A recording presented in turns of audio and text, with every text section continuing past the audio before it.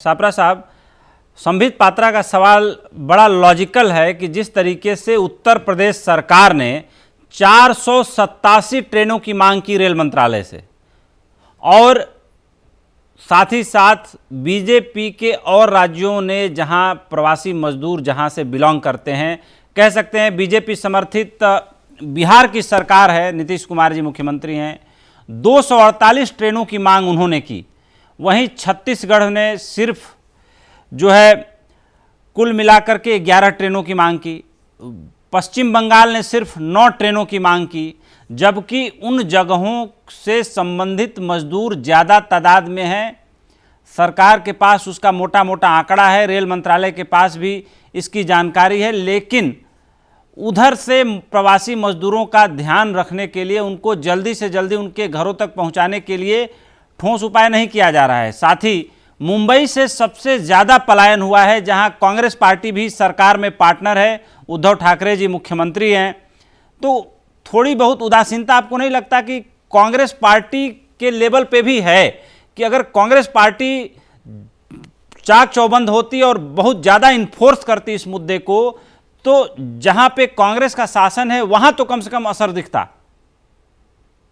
देखिए उपेंद्र जी, मैं सर्वप्रथम आपको बताऊं, आपने कहा कि बहुत लॉजिकल प्रवक्ता आपने संबित पात्रा को कहा, लेकिन मैं कहना चाहूंगा कि भारतीय जनता पार्टी में सबसे इनलॉजिकल प्रवक्ता, मैंने लॉजिकल प्रवक्ता नहीं कहा, उन्होंने आज लॉजिकल बात उठाई है, ये रेलों के उसके ऊपर सबसे इनलॉजिकल बात हमेशा करने वाले वही एक प्रवक्ता है। कोई चीजें, कोई उन्होंने आपको प्रूफ बताया, कुछ नहीं। मैं आपको सिलसिलेवार चीजें बता देता हूं। जहां तक आप महाराष्ट्र की बात कर रहे हैं, महाराष्ट्र के अंदर आज तक 146 ट्रेन चली गई है, करीबन 2,20,000 प्रवासी उसमें गया है।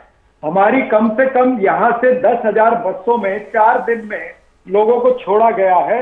उसके अंदर कम से कम और एक 1.25 लाख 1.5 लाख मजदूर जो है उसमें चला गया है। तो महाराष्ट्र के ऊपर तो आप कतई ये नहीं कह सकते हैं। छत्तीसगढ़ के मुख्यमंत्री ने आज शाम को ही ऑन रिकॉर्ड आकर के कहा है कि मैंने 1,51,00,000 रुपया रेल मंत्रालय में डीआरएम के पास में जमा कराया है। हमने 35 या 36 ट्रेनों की मांग करी थी, हमें मात्र 11 ट्रेनों की मंजूरी रेल मंत्रालय ने दी है। पीयूष गोयल झूठ बोल रहे हैं।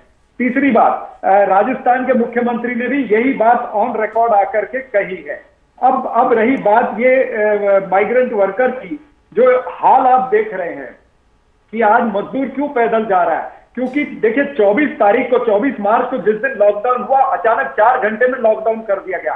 अनियोजित लॉकडाउन की वजह से ये मजदूर जो है ये मजबूर है। आज हमारा मजदूर मजबूत है, लेकिन वो मजबूर है, वो पैदल जा रहा है। क्यों पैदल जा रहा है? क्योंकि भारतीय जनता पार्टी ने इनके जेब में पैसे नहीं डाले। अभी भारतीय जनता पार्टी कहती है कि हमने सबको पैसे दिए, जनधन अकाउंट दिया। अगर इनके पास पैसे पहुंचे होते, देखिए अधिकतर ये असंगठित मजदूर है। आप बात कर रहे हैं जो संगठित लोग हैं, संगठित लोगों के अकाउंट में 500 रुपया भी गया होगा, लेकिन असंगठित मजदूर जो करोड़ों की संख्या में है और जो उत्तर भारत से है, यूपी, बिहार, मध्य प्रदेश से है, उनके अकाउंट में 500 रुपया भी नहीं है। इनकी जेब में 730 रुपया या 825 रुपया नहीं था, इसलिए ये ट्रेन नहीं पकड़ सके, इसलिए ये ट्रक से और पैदल, और जिस तरह से आपने बताया कि वो सीमेंट के मिक्सर के अंदर छुप छुप के जा रहे हैं, ये इस केंद्र सरकार की विफलता है, केंद्र सरकार की नाकामी है। इन्होंने 50 दिन का, अभी 52 दिन हो गए, 52 दिन के लॉकडाउन के अंदर एक नेशनल माइग्रेशन पॉलिसी ये नहीं बना सके। अगर Narendra Modi national migration policy बनाते और सभी राज्यों को और केंद्र को कह देते कि जितनी ट्रांसपोर्ट हमारी केंद्र और राज्य सरकारों के पास है, चाहे वो रेल है, चाहे बसें हैं, ये सब इन मजदूरों की सेवा में लगा दीजिए, तो 48 घंटे में ये सभी मजदूर अपने घर वापसी घर पहुंच जाते थे। कोई भी मजदूर आपको सड़कों पर नजर नहीं आता था।